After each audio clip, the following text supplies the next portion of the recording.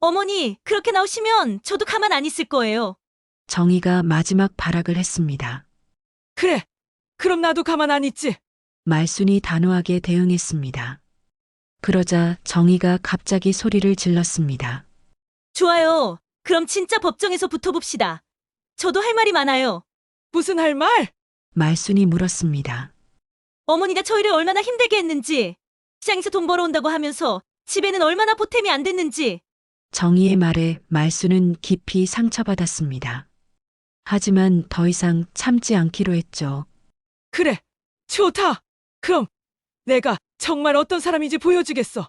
말순이 또 다른 서류를 꺼냈습니다. 이게 뭔데요? 정희가 의심스럽게 물었습니다. 호적 정리 신청서야. 민수를 내 호적에서 제명하는 절차를 밟았어. 그 말을 들은 순간 민수가 깜짝 놀라 일어났습니다. 엄마, 그게 무슨 말이에요?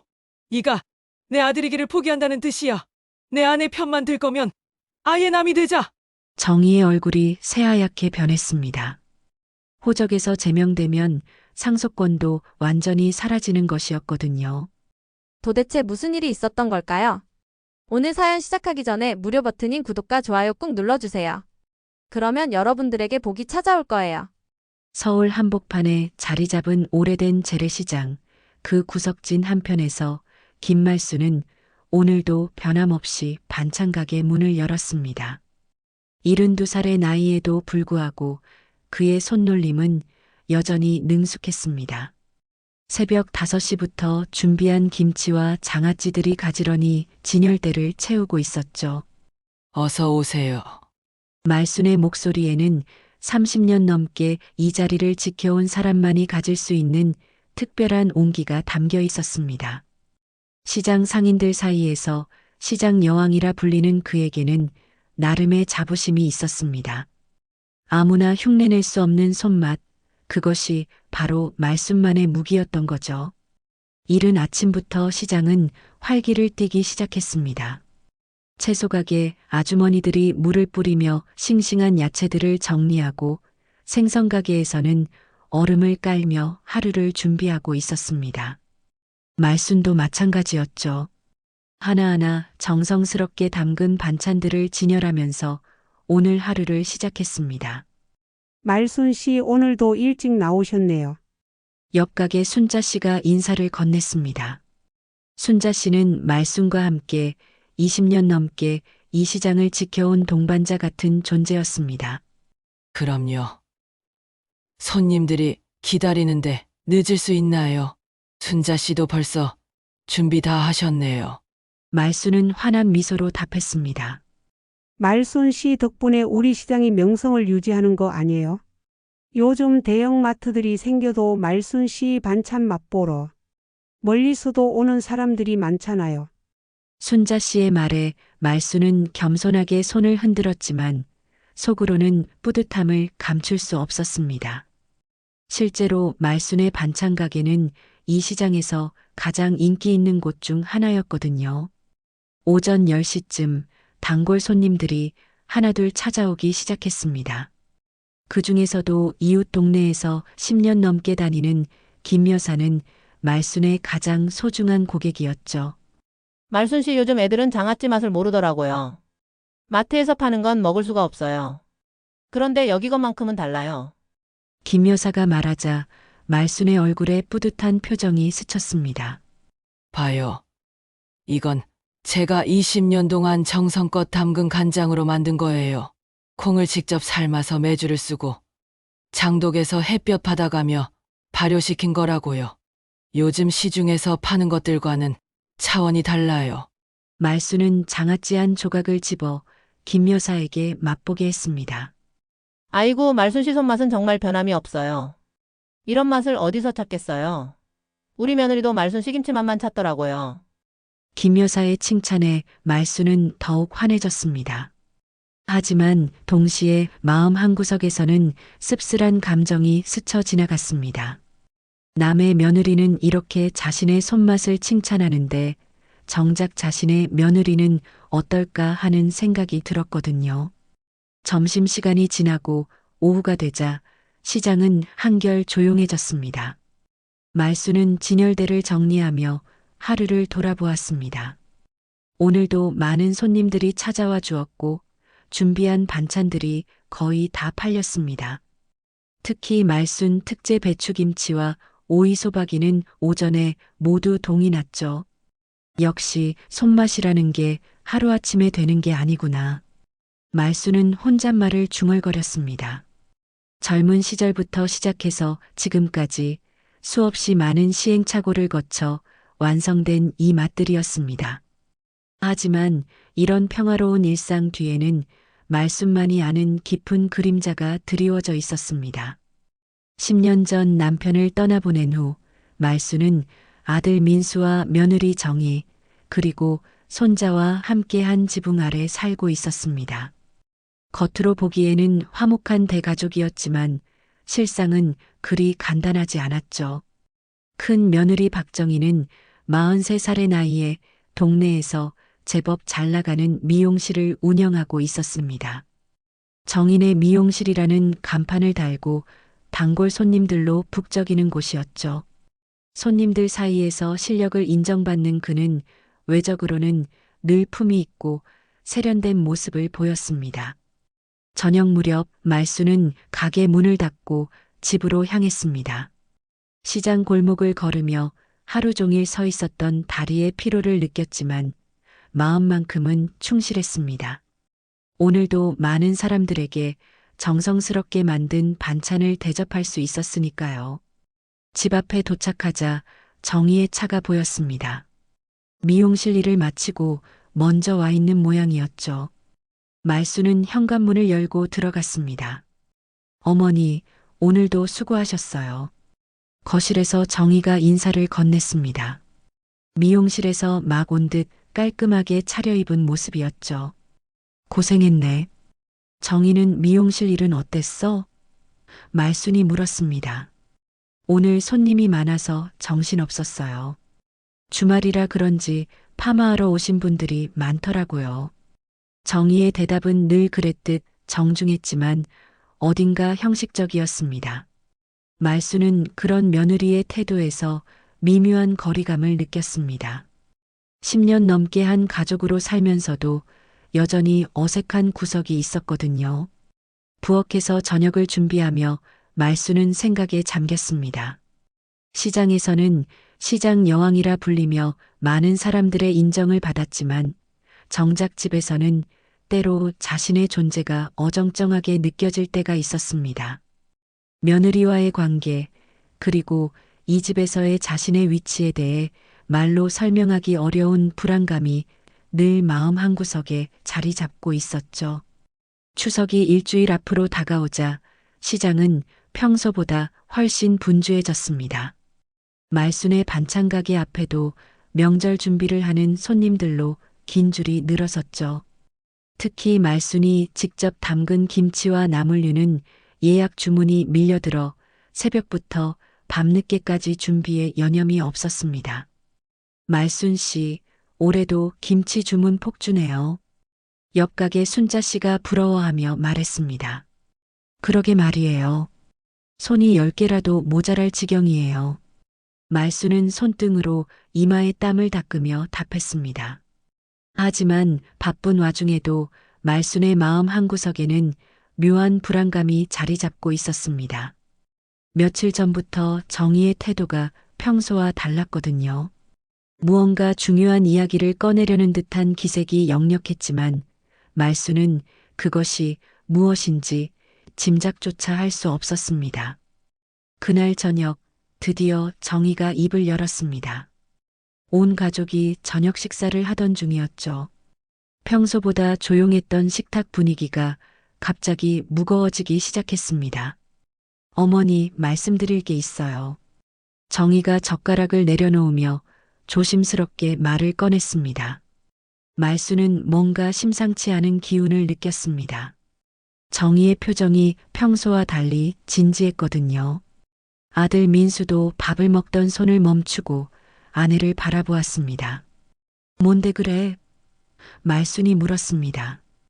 이번에 저희 집 명의를 제 이름으로 바꾸면 안 될까요? 정희의 목소리는 차분했지만 그 말이 떨어지는 순간 식탁의 공기가 얼어붙었습니다. 말수는 귀를 의심했습니다. 방금 들은 말이 정말 사실인지 확인하고 싶었죠. 뭐라고? 여긴 내 아버지랑 내가 평생 벌어서 산 집이야. 말순의 목소리에는 당황스러움과 분노가 섞여 있었습니다. 그러니까요. 어머니 명의로 되어 있으니까 제 이름으로 바꿔두면 세금도 줄고요. 어차피 다 우리 가족 거잖아요. 정희는 태연한 표정으로 말했지만 그 눈빛 깊숙한 곳에서는 다른 감정이 꿈틀거리고 있었습니다. 말수는 순간 머릿속이 하얘졌습니다. 이 집은 남편과 함께 젊은 시절부터 한 푼 두 푼 모아서 장만한 소중한 보금자리였습니다. 시장에서 반찬을 팔아번 돈으로 새벽부터 밤늦게까지 일해서 마련한 집이었거든요. 세금이 문제라면 다른 방법도 있을 텐데 왜 하필 명의를 바꿔야 하는 거야? 말순이 따져 물었습니다. 정희는 잠시 망설이더니 대답했습니다. 요즘 부동산 정책도 복잡하고 나중에 상속세 문제도 있고요. 미리 정리해두면 좋을 것 같아서요. 하지만 말수는 그 말 속에 숨겨진 진짜 의도를 간파하고 있었습니다. 이건 단순한 세금 문제가 아니었죠. 정희는 이 집을 자신의 소유로 만들고 싶어 했습니다. 그리고 그 이후에 무엇을 할지는 뻔했습니다. 정희야, 이 집은 내 평생의 터전이야. 내가 원하는 대로 할 수는 없어. 말순의 목소리에는 단호함이 배어 있었습니다. 어머니, 제가 뭘 잘못하겠어요? 저도 이 집 식구인데요. 정희가 씁쓸한 미소를 지으며 말했습니다. 그 미소 뒤에 숨겨진 계산적인 마음을 말수는 정확히 읽어낼 수 있었습니다. 아들 민수는 그 사이에서 어쩔 줄 몰라 했습니다. 어머니와 아내 사이에 끼인 난처한 상황이었죠. 그는 젓가락만 만지작거리며 아무 말도 하지 못했습니다. 민수야, 너는 어떻게 생각하는데? 말순이 아들을 향해 물었습니다. 민수는 한참을 망설이더니 조심스럽게 입을 열었습니다. 엄마, 정희 말도 일리가 있는 것 같은데요. 세금 문제도 그렇고.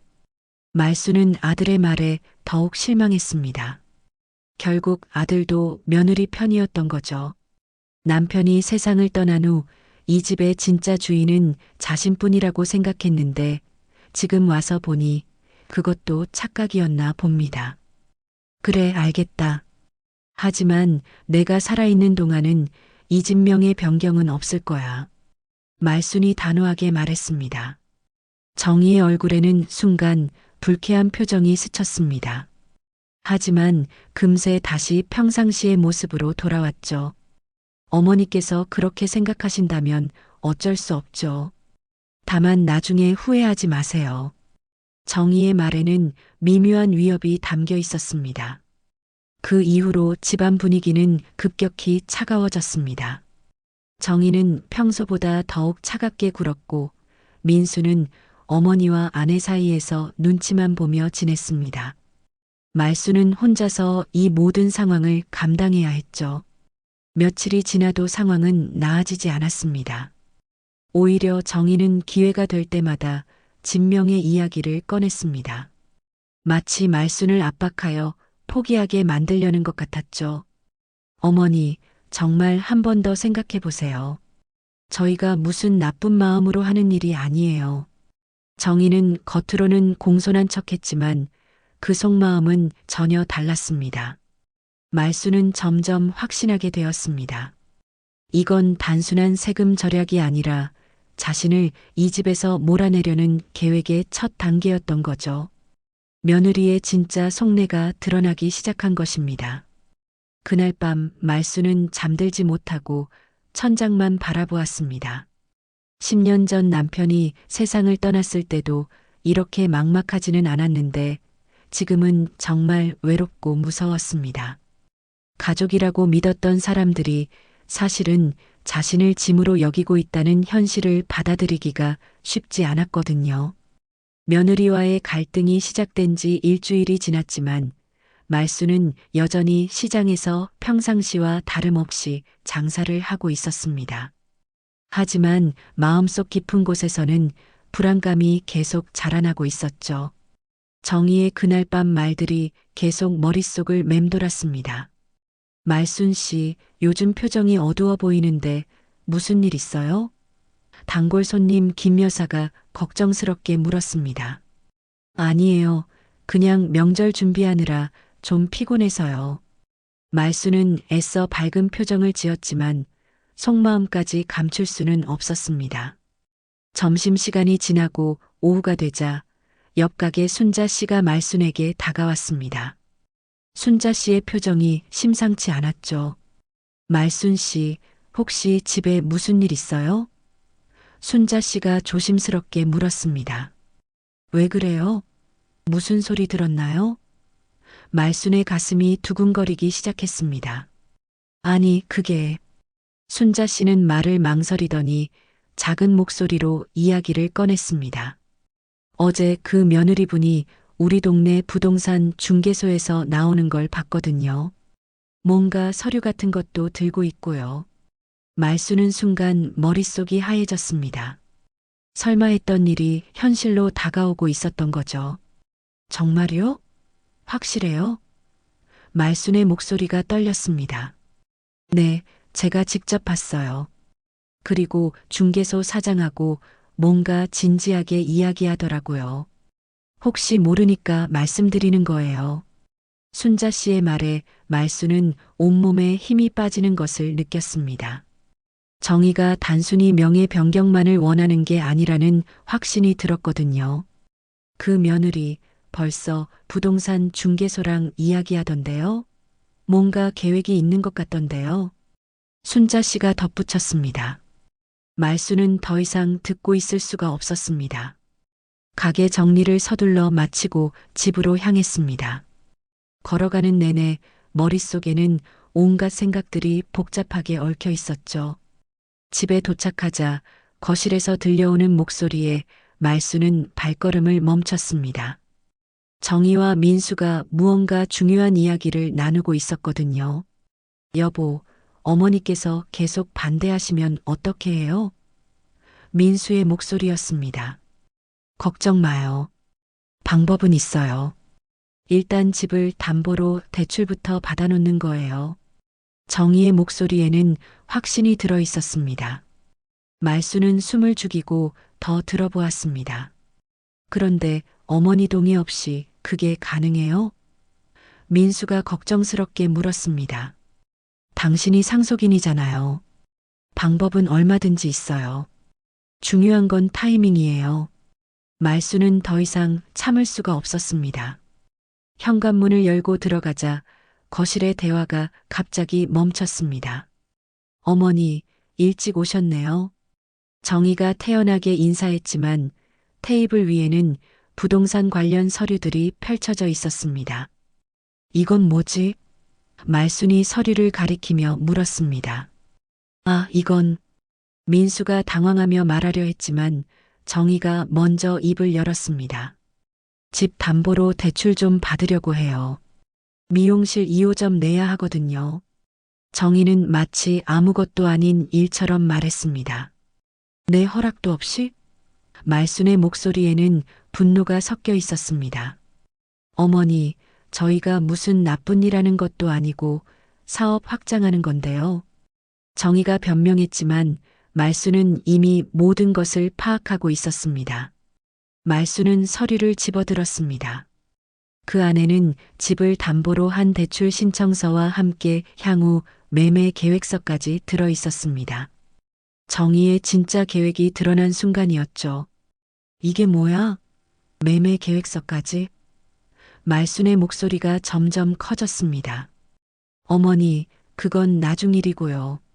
지금은 대출만. 정희가 해명하려 했지만 이미 늦었습니다. 말순은 서류를 바닥에 던져버렸습니다. 내가 죽기 전에는 절대 안 돼. 그 순간 정희의 얼굴에서 가면이 벗겨졌습니다. 지금까지 억지로 참아왔던 본심이 드러나기 시작한 거죠. 어머니, 현실을 좀 보세요. 이 집 관리비며 세금이며 다 누가 내는 줄 아세요? 시장에서 반찬 파는 걸로 이 집을 유지할 수 있다고 생각하세요? 정희의 목소리에는 더 이상 존경이나 예의가 담겨 있지 않았습니다. 뭐라고? 이 집은 내가 내 돈으로 산 집이야. 말순이 소리쳤습니다. 옛날 이야기 하지 마세요. 지금은 제가 다 책임지고 있어요. 어머니는 그냥 얌전히 있기만 하면 되는 거예요. 정희의 말에 말순은 충격을 받았습니다. 지금까지 속으로만 생각했던 것들을 대놓고 말하고 있었거든요. 정희야, 내가 지금 뭘 하고 있는지 알아? 말순의 목소리가 떨렸습니다. 저는 현실적으로 생각하는 거예요. 어머니 혼자서는 이 집을 지켜나갈 수 없어요. 그러니까 저희가 책임지겠다는 거잖아요. 하지만 말순은 정희의 진짜 의도를 정확히 알고 있었습니다. 책임진다는 명목하에 집을 빼앗아 자신의 것으로 만들려는 계획이었죠. 민수야, 너도 이렇게 생각하는 거야? 말순이 아들을 향해 물었습니다. 민수는 한참을 망설이더니 고개를 숙였습니다. 엄마, 정희 말도 틀린 건 아니에요. 우리가 더 현실적으로 생각해야 해요. 그 순간 말순은 완전히 혼자라는 것을 깨달았습니다. 가족이라고 믿었던 사람들이 모두 자신을 버렸다는 현실 말이죠. 좋아, 알겠다. 그럼 내가 어떻게 해야 하는지 보여주겠어. 말순의 목소리에는 더 이상 슬픔이 아닌 분노와 결심이 담겨 있었습니다. 정희는 말순의 변화된 분위기를 감지했지만 이미 돌이킬 수 없는 선을 넘어서고 말았습니다. 이제부터는 진짜 전쟁이 시작되는 거였죠. 추석이 코앞으로 다가왔습니다. 평소 같았으면 온 가족이 함께 명절 준비를 하며 분주하지만 즐거운 시간을 보낼 텐데 올해는 분위기가 완전히 달랐습니다. 말순과 정희 사이의 갈등이 표면 위로 드러난 이후 집안 공기는 얼음장처럼 차가워져 있었죠. 그날 아침부터 시댁 식구들이 하나둘 모여들기 시작했습니다. 민수의 형 내외와 그들의 자녀들, 그리고 몇몇 친척들까지. 오랜만에 만나는 가족들의 웃음소리가 집안을 가득 채웠지만 말순의 마음은 전혀 즐겁지 않았습니다. 고모, 오랜만이에요. 조카가 반갑게 인사했습니다. 그래, 잘 지냈니? 많이 컸네. 말순은 억지로 미소를 지었지만 마음속은 복잡했습니다. 부엌에서는 여자들이 모여 명절 음식을 준비하고 있었습니다. 정희도 그 사이에 끼어 능숙하게 일을 도왔죠. 겉으로 보기에는 화목한 며느리 같았지만 말순은 그 모든 것이 가식이라는 걸 알고 있었습니다. 정희야, 역시 솜씨가 좋네. 우리 막내가 복 많이 받았어. 신우이가 정희를 칭찬했습니다. 아니에요, 언니. 어머니께서 다 가르쳐 주셔서요. 정희는 겸손한 척했지만 말순을 바라보는 눈빛에는 냉기가 서려 있었습니다. 점심때가 되자 온 가족이 거실에 둘러앉아 식사를 시작했습니다. 오랜만에 모인 자리라 이런저런 이야기꽃이 피었죠. 어머니, 요즘 시장 장사는 어떠세요? 큰아들 내외가 안부를 물었습니다. 그럭저럭이지. 요즘 젊은 사람들은 전통 음식을 잘 안 찾더라고. 말순이 담담하게 대답했습니다. 그때 정희가 불쑥 끼어들었습니다. 어머니, 이제 반찬 장사 좀 그만하시면 어떨까요? 손님들 입맛도 많이 세련돼졌고 요즘은 다들 간편식을 선호하시잖아요. 그 말이 떨어지자 식탁이 조용해졌습니다. 친척들의 시선이 말순과 정의 사이를 오갔죠.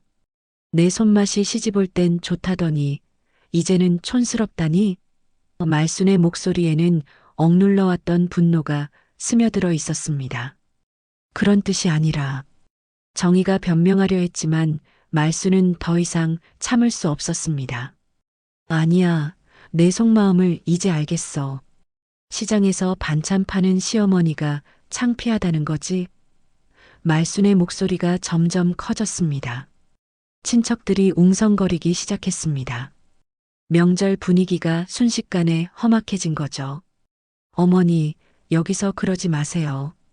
사람들이 다 보고 있잖아요. 정희가 체면을 차리려 했지만 이미 늦었습니다. 그래, 사람들이 봐야지. 내가 얼마나 대접받지 못하는 시어머니인지 다들 알아야 해. 말순이 소리쳤습니다. 그러자 정희의 얼굴이 붉어졌습니다. 친척들 앞에서 망신을 당한다고 생각했던 거죠. 어머니, 정말 이러실 거예요? 정희가 자리에서 벌떡 일어났습니다. 그래, 이럴 거야. 내 집에서 내가 왜 눈치를 봐야 하는데. 말순도 일어나며 맞섰습니다. 그 순간 정희가 말순의 팔을 거칠게 잡아당겼습니다. 어머니, 진정하세요. 정희의 손톱이 말순의 손등을 핥히고 지나갔습니다. 순간 말순의 손등에서 피가 맺혔죠. 아이고, 말순이 소리를 지르며 손등을 움켜쥐었습니다. 친척들이 깜짝 놀라 일어났습니다. 이게 무슨 일이야? 정희야, 내가 너무 심했다. 정희도 자신이 한 행동에 당황했지만 이미 돌이킬 수는 없었습니다. 말순의 손등에는 선명한 손톱 자국이 남아 있었거든요. 어머니, 죄송해요. 제가 너무 흥분해서. 정희가 사과하려 했지만 말순은 그녀를 노려보기만 했습니다. 됐어. 이제 내 본성을 다 봤으니까. 말순의 목소리는 차갑게 식어 있었습니다. 아들 민수는 그 광경을 멍하니 바라보기만 했습니다. 어머니와 아내 사이에서 어떻게 해야 할지 몰랐던 거죠. 민수야, 너는 뭐하고 있어? 내 아내가 내 어머니한테 이러는데. 큰형이 화를 냈습니다. 하지만 민수는 여전히 아무 말도 하지 못했습니다. 그 모습을 본 말수는 더욱 절망스러웠죠. 친척들 사이에서는 수군수군 소리가 끊이지 않았습니다. 요즘 며느리들이 정말 예전 같지 않아. 저런 식으로 시어머니를 대해도 되나? 정희는 친척들의 시선이 부담스러워 방으로 들어가 버렸습니다. 남겨진 사람들은 어색한 분위기 속에서 식사를 마저 해야 했죠. 어머니, 손 좀 보여주세요. 신우이가 걱정스럽게 말순의 손을 살펴보았습니다. 괜찮아. 이 정도야 뭐.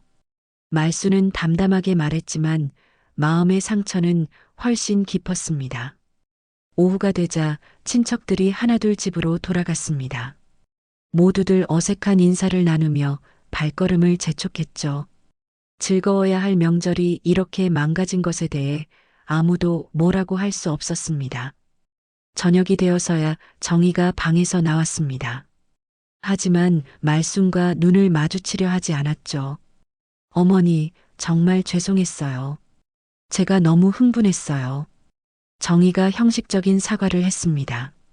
하지만 말순은 대답하지 않았습니다. 이미 모든 것이 끝났다고 생각했거든요. 그날 밤 말순은 방에 혼자 앉아 손등의 상처를 바라보았습니다. 상처는 이미 아물어가고 있었지만 마음의 상처는 더욱 깊어져만 갔습니다. 내가 정말 이렇게 살아야 하나. 말순은 혼자 중얼거렸습니다. 이 집이, 이 가족이 자신을 완전히 버렸다는 현실을 받아들이기가 힘들었습니다. 하지만 동시에 더 이상 이런 식으로 살 수는 없다는 결심도 서고 있었죠. 그날은 명절 중에서도 가장 길고 어두운 밤이었습니다. 친척들이 모두 돌아간 후 집안은 죽은 듯이 조용했죠. 말순은 자신의 방에 홀로 앉아 창밖을 바라보고 있었습니다. 손등의 상처는 이미 딱지가 앉기 시작했지만 마음속 깊은 곳의 상처는 더욱 벌어지고 있었습니다. 이렇게 될 줄 알았으면. 말순은 혼잣말을 중얼거렸습니다. 하지만 이미 벌어진 일을 되돌릴 수는 없었죠. 거실에서는 민수와 정희가 작은 목소리로 무언가 이야기하고 있었습니다. 말순은 귀를 기울여 들어보았지만 정확히 무슨 말인지는 알 수 없었습니다. 다만 자신에 대한 이야기라는 것만은 분명했죠. 한참 후 민수가 어머니 방문을 조심스럽게 두드렸습니다. 엄마, 들어가도 될까요? 들어와. 말순의 목소리는 평소보다 훨씬 차갑게 들렸습니다. 민수가 방에 들어와 어머니 앞에 앉았습니다. 하지만 쉽게 말을 꺼내지 못하고 있었죠. 할 말 있으면 해. 말순이 먼저 입을 열었습니다. 엄마, 오늘 일은 정희도 너무 후회하고 있어요. 정말 그럴 의도가 아니었는데. 그럴 의도가 아니었다고? 말순이 아들을 똑바로 바라보았습니다. 그럼 무슨 의도였는데? 내 아내가 내 손등을 핥힌 건 실수였다는 거야? 민수는 대답하지 못했습니다. 사실 정희의 행동이 실수가 아니라는 걸 그도 알고 있었거든요. 민수야, 너는 어떻게 생각하는 거야? 내 어머니가 내 아내한테 그런 일을 당해도 괜찮다는 거야? 말순의 목소리에는 깊은 실망이 배어 있었습니다. 그런 게 아니에요, 엄마. 저도 어떻게 해야 할지 모르겠어요. 모르겠다고? 말순은 아들의 말에 더욱 화가 났습니다. 내 어머니가 며느리한테 맞았는데 모르겠다고? 민수는 한참을 침묵하더니 조심스럽게 입을 열었습니다. 엄마, 당분간 서로 부딪히지 말고 지내면 안 될까요? 정희도 스트레스가 많아서 그런 거예요. 그 말을 들은 순간 말순의 마음속에서 뭔가 완전히 부서지는 소리가 들렸습니다. 미안하다는 말 한마디 없이 그저 서로 부딪히지 말자는 말만 하는 아들. 그것이 말순에게는 가장 큰 배신이었습니다. 좋아, 알겠다. 부딪히지 말자. 말순의 목소리는 무섭도록 차분했습니다. 민수는 어머니의 변화된 분위기를 감지했지만 그것이 무엇을 의미하는지는 알지 못했습니다. 그는 어색하게 인사하고 방을 나갔죠. 혼자 남겨진 말순은 깊은 한숨을 내쉬었습니다. 지금까지 버텨온 이유가 바로 아들 때문이었는데 그 아들마저 자신을 버렸다는 현실을 받아들이기가 쉽지 않았습니다. 내가 이렇게 살아야 하나? 말순은 자신에게 물었습니다. 이 집이, 이 가족이 날 버렸구나. 그날 밤 말순은 잠들 수 없었습니다. 온갖 생각들이 머릿속을 복잡하게 만들었죠. 남편이 살아있을 때는 이런 일이 없었을 텐데 혼자 남겨진 후부터 모든 것이 달라졌습니다. 새벽이 되어서야 말순은 결심을 굳혔습니다. 더 이상 이런 식으로 살 수는 없다는 것을, 자신을 지키기 위해서는 행동에 나서야 한다는 것을 말이죠. 이제 나를 지켜야겠다. 말순의 눈빛에는 이전과는 다른 결의가 담겨 있었습니다. 다음 날 아침 말순은 평소보다 일찍 일어나 시장으로 나갔습니다. 하지만 장사에 집중할 수가 없었죠. 머릿속에는 앞으로 어떻게 해야 할지에 대한 계획들이 가득했습니다. 말순 씨, 오늘 왜 이렇게 멍해 보여요? 단골 손님이 걱정스럽게 물었습니다. 아, 괜찮아요. 그냥 좀 피곤해서요. 말순은 대충 둘러댔지만 마음속으로는 중요한 결정을 내리고 있었습니다. 점심시간이 되자 말순은 가게를 잠시 맡기고 은행으로 향했습니다. 그동안 시장에서 번 돈을 차곡차곡 모아둔 통장들을 확인하기 위해서였죠. 어머니, 오랜만이세요. 은행 직원이 반갑게 인사했습니다. 말순은 자신 명의로 된 모든 계좌를 확인했습니다. 생각보다 많은 금액이 모여 있었죠. 30년 넘게 성실하게 모은 돈들이었습니다. 이 돈으로 뭘 할 수 있을까? 말순은 생각에 잠겼습니다. 은행에서 나온 후 말순은 동네를 천천히 걸어 다녔습니다. 마음을 정리할 시간이 필요했거든요. 그러다가 문득 변호사 사무소 간판이 눈에 들어왔습니다. 법무법인 정직? 말순은 간판을 한참 바라보았습니다. 그 순간 말순의 머릿속에서 하나의 계획이 떠올랐습니다. 정희와 민수가 법적인 방법으로 자신을 몰아내려 한다면 자신도 법적인 방법으로 대응해야 한다는 생각이었죠. 그래, 나도 가만히 있을 수만은 없지. 말수는 결심했습니다. 하지만 아직은 섣불리 행동할 때가 아니었습니다. 좀 더 신중하게 계획을 세워야 했죠. 말수는 집으로 돌아가며 앞으로의 계획을 차근차근 정리했습니다. 그날 저녁 집에 돌아온 말수는 평소와 다름없이 저녁을 준비했습니다. 정희와 민수도 평상시처럼 식탁에 앉았죠. 하지만 어제와는 달리 아무도 먼저 말을 꺼내지 않았습니다. 어머니, 식사하세요. 정희가 형식적으로 말했습니다. 그래. 말순도 짧게 대답했습니다. 식사 내내 집안은 조용했습니다. 어제의 사건 이후 서로 어떻게 대해야 할지 몰랐던 거죠. 식사를 마친 후 말수는 다시 자신의 방으로 들어갔습니다. 그리고 오래된 서랍을 열어 중요한 서류들을 꺼내기 시작했습니다. 집 등기부등본, 남편의 유언장, 그리고 그동안 모아둔 통장들. 모든 것을 다시 한번 꼼꼼히 살펴보았습니다. 이제 시작이야. 말순의 눈빛에는 더 이상 슬픔이 아닌 강한 의지가 담겨 있었습니다. 이틀 후 말순은 평소보다 일찍 시장 일을 마치고 집으로 돌아왔습니다. 정희와 민수가 모두 외출한 사이 말순은 안방 깊숙한 곳에 보관해 두었던 오래된 서류함을 꺼냈습니다. 그 안에는 남편이 생전에 정리해둔 중요한 문서들이 고스란히 들어 있었죠. 여보, 이제야 이걸 꺼내는구나. 말수는 돌아가신 남편을 떠올리며 중얼거렸습니다. 서류함을 열자 가장 위에 남편의 친필로 쓰인 유언장이 보였습니다. 공증까지 받아둔 정식 유언장이었죠. 말수는 그 내용을 다시 한번 천천히 읽어보았습니다. 김말순에게 모든 재산을 상속한다. 집과 가게, 그리고 모든 예금은 아내의 뜻대로 처리할 것. 유언장의 핵심 내용이었습니다. 그동안 말수는 이 유언장의 존재를 잊고 살았습니다. 아들과 며느리가 당연히 가족이니까 함께 잘 살 것이라고 생각했거든요. 하지만 이제는 상황이 완전히 달라졌습니다.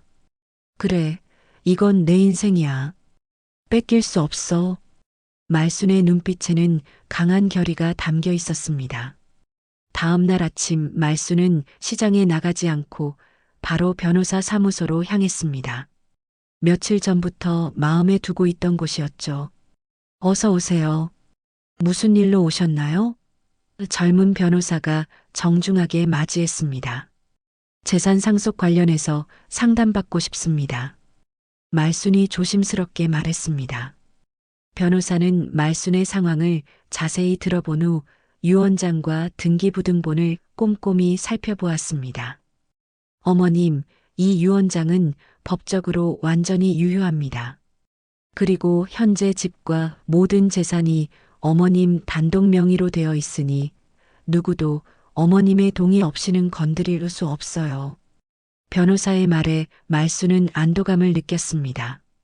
적어도 법적으로는 자신이 유리한 위치에 있다는 것을 확인했거든요.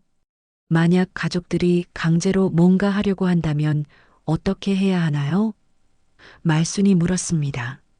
그런 경우에는 즉시 법적 조치를 취하시면 됩니다. 사기나 강요 등으로 고발할 수도 있고요. 필요하다면 재산에 대한 처분금지 가처분 신청도 가능합니다. 변호사의 설명을 들으며 말수는 자신감을 되찾았습니다. 무작정 당하고만 있을 필요가 없다는 것을 알게 된 거죠. 변호사 사무소를 나온 후 말수는 바로 시장으로 향했습니다. 평소보다 늦은 시간이었지만 단골 손님들이 기다리고 있었죠. 말순 씨, 오늘 왜 이렇게 늦었어요? 걱정했잖아요. 김 여사가 반갑게 맞이했습니다. 좀 볼 일이 있어서요. 기다리게 해서 미안해요. 말순의 목소리에는 이전과 다른 자신감이 묻어났습니다. 그날 오후 말순은 시장 동료들과 친척들에게 자신의 상황을 알리기 시작했습니다. 더 이상 혼자서 끙끙 앓을 필요가 없다고 판단했거든요.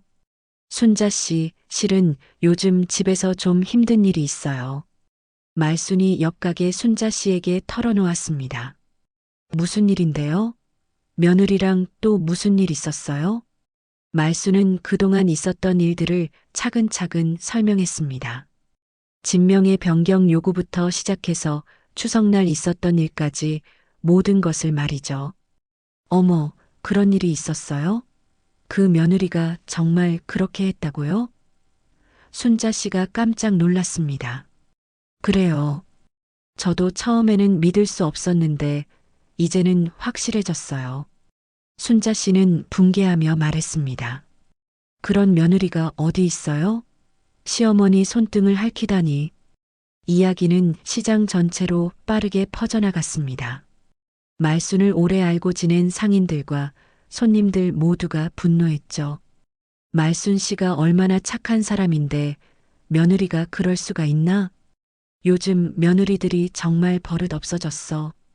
예전 같으면 상상도 못할 일이야. 소문은 시장을 넘어 동네 전체로 퍼졌습니다. 특히 정희의 미용실 단골 손님들 사이에서도 이야기가 돌기 시작했죠. 그날 저녁 정희는 평소보다 늦게 집에 돌아왔습니다. 미용실에서 무슨 일이 있었는지 얼굴이 좋지 않았어요. 정희야, 늦었네. 무슨 일 있었어? 민수가 물었습니다. 별일 아니에요. 그냥 손님이 많아서. 정희는 대충 둘러댔지만 실제로는 손님들 사이에서 돌고 있는 소문 때문에 하루 종일 불편했던 거죠. 한편 말수는 친척들에게도 연락을 돌렸습니다.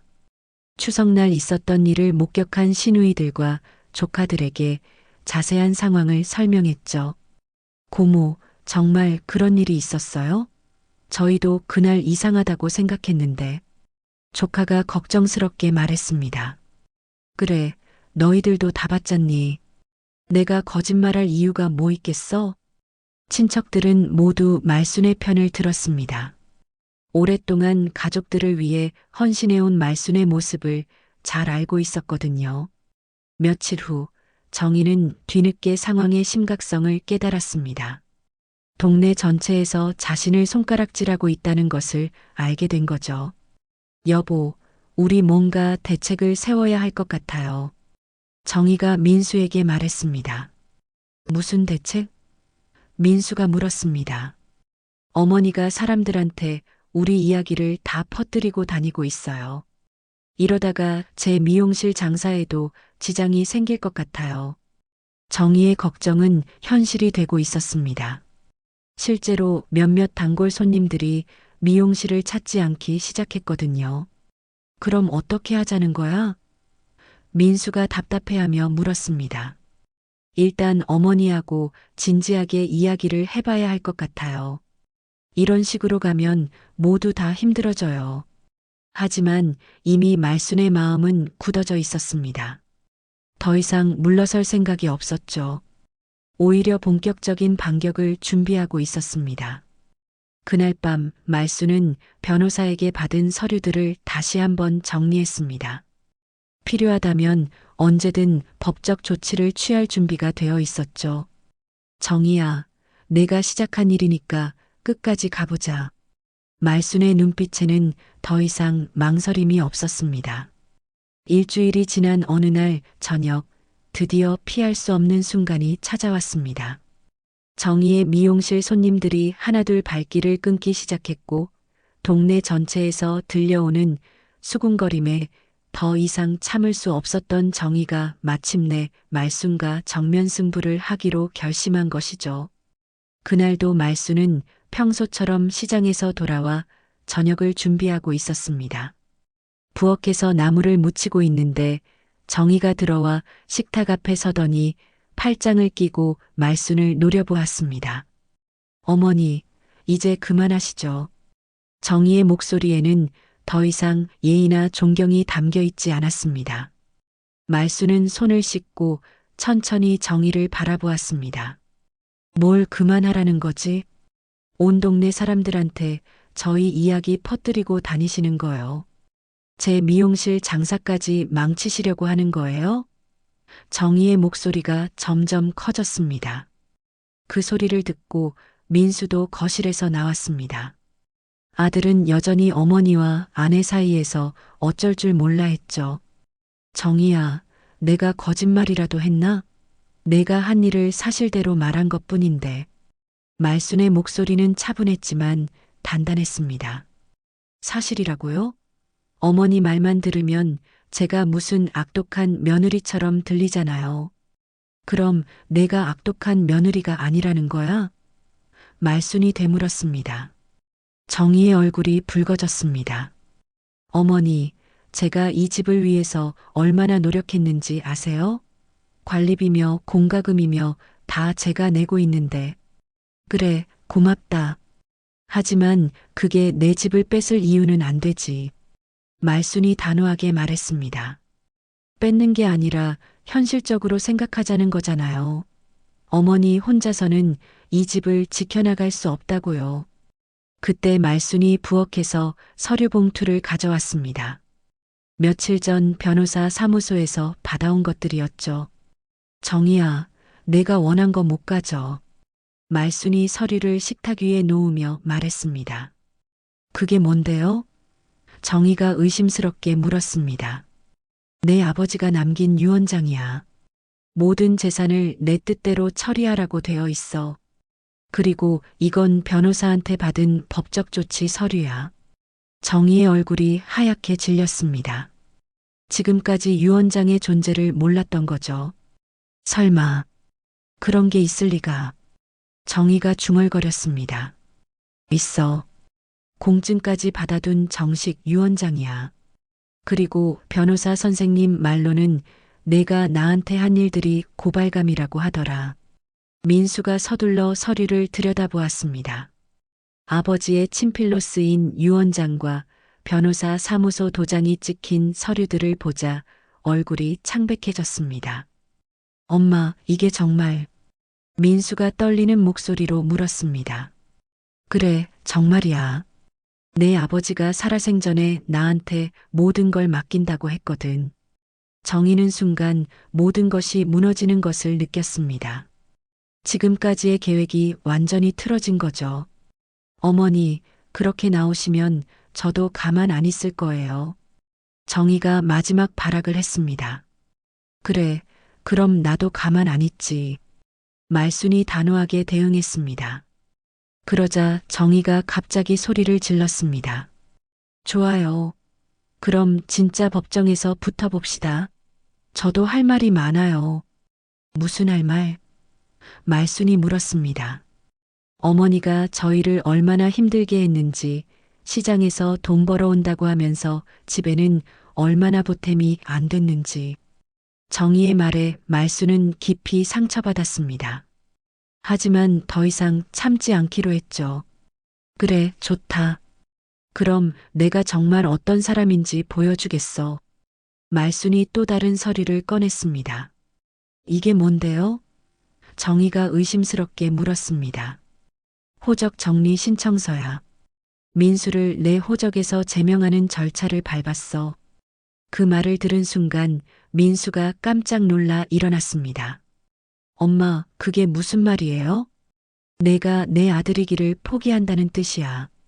내 아내 편만 들 거면 아예 남이 되자. 정희의 얼굴이 새하얗게 변했습니다.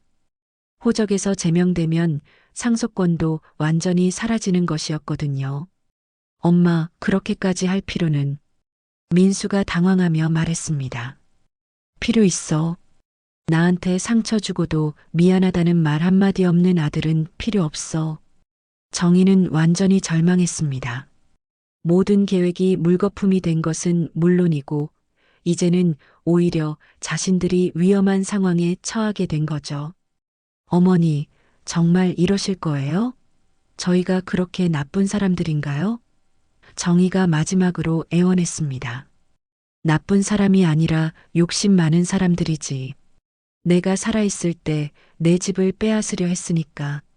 말순의 단호한 말에 정희는 더 이상 할 말이 없었습니다. 지금까지 만만하게 봤던 시어머니가 이렇게 준비성 있고 강한 사람이었다는 것을 처음 알게 된 거죠. 그럼 저희는 어떻게 하라는 거예요? 정희가 절규하듯 물었습니다. 내 맘대로 해. 하지만 내 집에서는 나가야지. 민수가 무릎을 꿇고 어머니 앞에 앉았습니다. 엄마, 제발 용서해 주세요. 제가 잘못했어요. 하지만 말순의 마음은 이미 돌이킬 수 없을 만큼 단단해져 있었습니다. 미안하다는 말을 지금 하는구나. 늦었어, 민수야. 그날 밤 정희는 짐을 싸기 시작했습니다. 더 이상 이 집에 있을 수 없다는 것을 깨달았거든요. 모든 것이 끝난 것이었습니다. 몇 달이 흘렀습니다. 계절이 바뀌어 찬바람이 불기 시작했지만 말순의 마음은 오히려 따뜻해져 있었습니다.